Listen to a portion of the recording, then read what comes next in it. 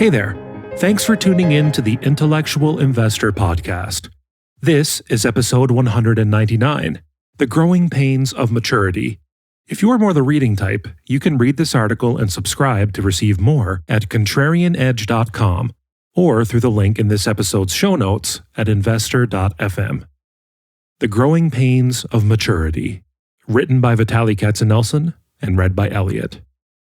Today, I am going to share with you an excerpt from a seasonal letter I wrote to IMA clients, in which I discuss Uber, Qualcomm, and compare my kids to stocks.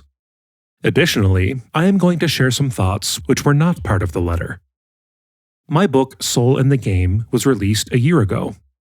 To celebrate this occasion, my team created a book trailer. I hope you enjoy it. You can find a link to it in the show notes. I know I'll get a lot of inquiries about the incredible music used in this trailer. Well, I am glad you asked. This is probably one of my favorite pieces of music. It is Variation 18 from Rachmaninoff's Rhapsody on a Theme of Paganini. I wrote about it at a link in the show notes. See year 1992. The Growing Pains of Maturity. Every Friday night when my family sits down for dinner, I look at my kids and remind myself how lucky I am. My older kids, 17-year-old Hannah and 22-year-old Jonah, are turning into incredible young adults with many qualities I want to emulate. They are becoming my role models. Jonah recently installed parental controls on his phone, completely on his own, to limit his use of social media. He replaced that time with reading. I was inspired by Jonah and slapped parental controls on my phone too. Hannah is reading Dale Carnegie and actively applying the concepts she's learning to her daily life. Mia Sarah is only 9 years old, but I can already see the potential for kindness, endless curiosity, and resilience in her. Today, when I look at my kids, I experience an abundance of parental pride. This was not always the case, especially with Jonah. I have written about this many times before. In his junior year of high school, he had a victim mentality. He had a 1.3 GPA, and he blamed his bad grades on everyone else but himself. I was only slightly worried, because I saw a huge potential in him and felt he would be okay. Sure enough, in his senior year he matured and had a 3.9 GPA for that year, and now he is a magna cum laude student at CU Boulder. Recently, as I was reviewing our portfolio, I experienced a similar parental feeling of pride. A number of our companies whose businesses were stuck in their junior year for a while have matured into their senior year. There is, of course, a significant difference between companies in the portfolio and kids. We don't get to choose our kids, while we carefully choose our companies. Also, we cannot dispose of our kids, but we can sell our companies. There is another nuance here. Many times, we bought these companies because they were in their junior year. This is what made them undervalued. Our research leads us to the conclusion that their difficulties were transitory, and that as they matured, the market would revalue them. Uber. We bought Uber when the stock was universally hated. Read my in-depth write-up at a link in the show notes. This is the only time I can recall a handful of clients to inquire if my kids were making investment decisions for me. I ended up writing a very lengthy essay explaining our thinking behind the purchase. Of course, the timing of the purchase could not have been any worse. We bought it a few weeks before the pandemic engulfed the global economy, and it shut down. Fast forward a few years. Uber has proved to be an anti-fragile business that came out of the pandemic much stronger. It reduced its workforce by a quarter, and its food delivery business mushroomed. Uber was aggressive in bringing drivers back on its platform as the economy opened up, and thus it took market share from now struggling Lyft. Revenues have been growing at a very fast pace. Last quarter, they were up 29%. The company is finally cash flow positive. It is not relying on the kindness of strangers, equity or debt markets. Innovation and constant improvement are signs of a great company. Here is a recent example that parents of teens may appreciate. Until recently, you had to be 18 years old to use Uber rideshare. Now, teens age 13 to 17 can be added to their parents' account.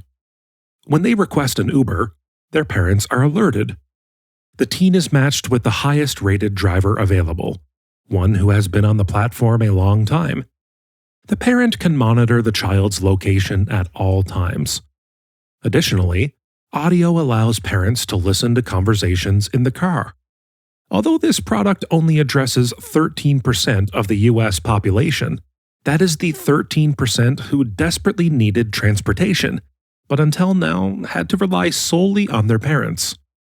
No more. Uber's business is approaching escape velocity. The growth of costs significantly lags revenue growth, and thus profitability is exploding to the upside. At the current price, the market capitalization of the company is about $75 billion. This is what it would cost us to buy the whole company. Analysts project Uber to generate free cash flows and net income north of $7.5 to $10 billion in a few years. This is in line with our analysis. As the company starts gushing cash flows, we expect the stock to re-rate much higher. If it achieves the aforementioned cash flow estimates and trades at 15 to 20 times free cash flows, the stock will double or triple. Uber's growth is unlikely to be linear, but we see it as an inevitable business. You don't need to have a rich imagination to see that rideshare, which is gradually becoming woven into the fabric of our society, will be used a lot more in the future, not less. Uber, which has seen a potential dropout by many of our clients, is steadily progressing from junior to senior year. Qualcomm. Qualcomm's core mobile business is facing maturity. However, the company has been investing in businesses that have significant growth ahead of them. Qualcomm has been a very strong position in the automotive industry. I visited Qualcomm headquarters in San Diego in 2016, and even then they were discussing the digital car. Today, Qualcomm is the only company that offers a complete digital solution for automakers. They call it the digital chassis.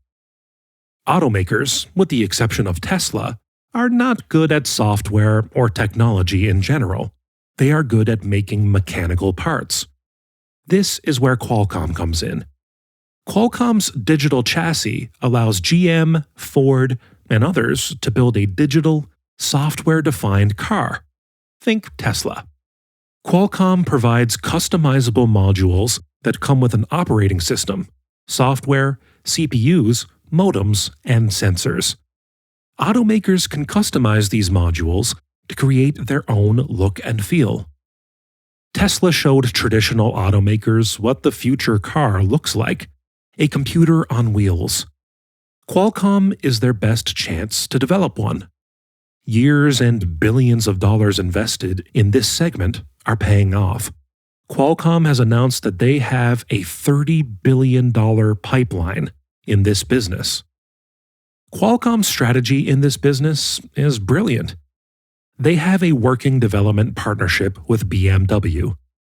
BMW knows what its customers want, and Qualcomm knows how to develop it. BMW gets Qualcomm's intellectual property for free in exchange for Qualcomm getting one of the best automakers' contributions to its technology. Electric cars consume about 10 to 15 times more digital content, hardware and software, than traditional cars. As the mix of cars shifts to EVs, so will Qualcomm's revenue in this segment.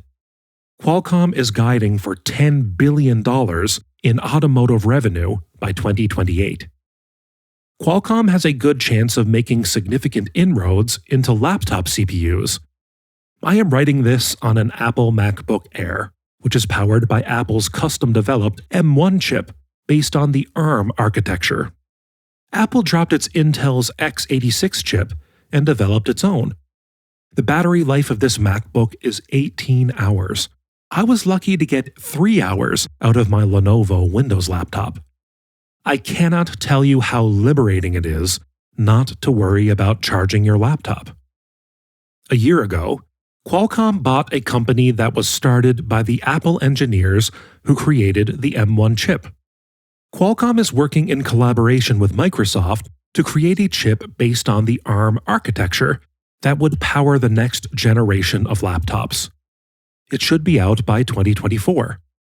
It should have a similar battery life to MacBooks. These sales will be completely complementary to Qualcomm.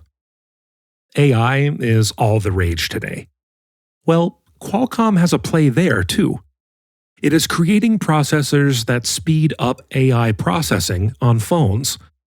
As I understand, as of today, Qualcomm is the only company that has a phone processor with this capability. Qualcomm dominates the AR/VR space with its microchips. It is also the largest beneficiary of the Internet of Things, IoT.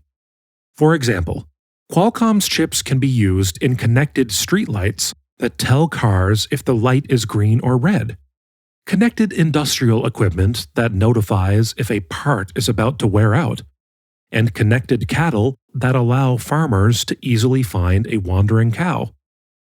The beauty of owning Qualcomm is that it is a forward-thinking company with an incredible competitive advantage, enormous IP, economies of scale, massive R&D, good balance sheet, and great management.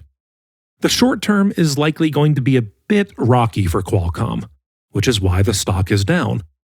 The company is dealing with an oversupply of microprocessors due to the pandemic and the shutdown and reopening of China. Long term, its future looks very bright. As of this writing, the stock is at $120. We think near-term earnings are about $9 or so. However, we conservatively estimate earnings 4 years out at about $13. At 15 times earnings, we get a $200 stock. Some additional thoughts not from the IMA letter.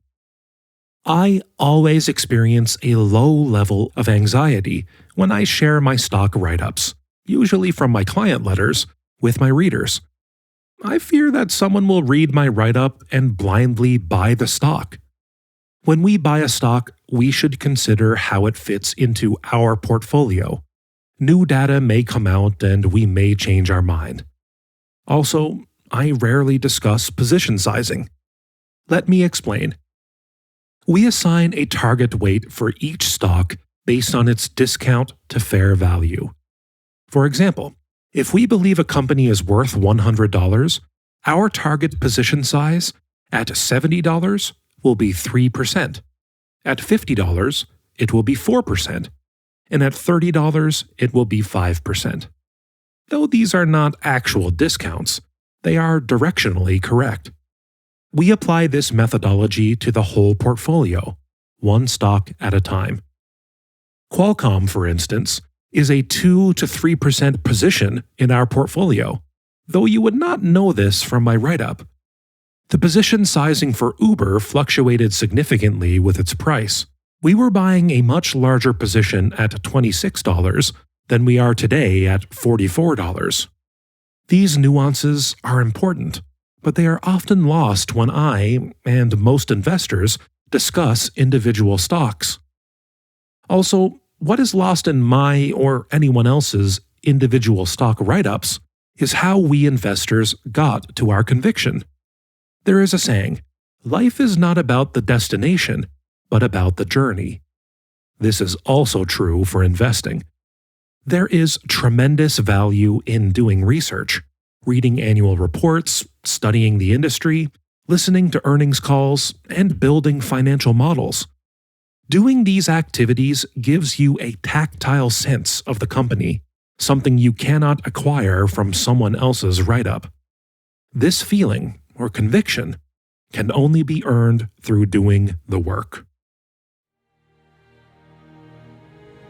Thank you for listening. Inflation has been on everyone's mind these days.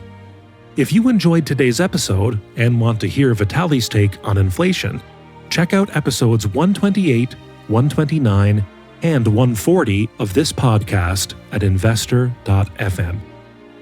Enjoy life and prosper.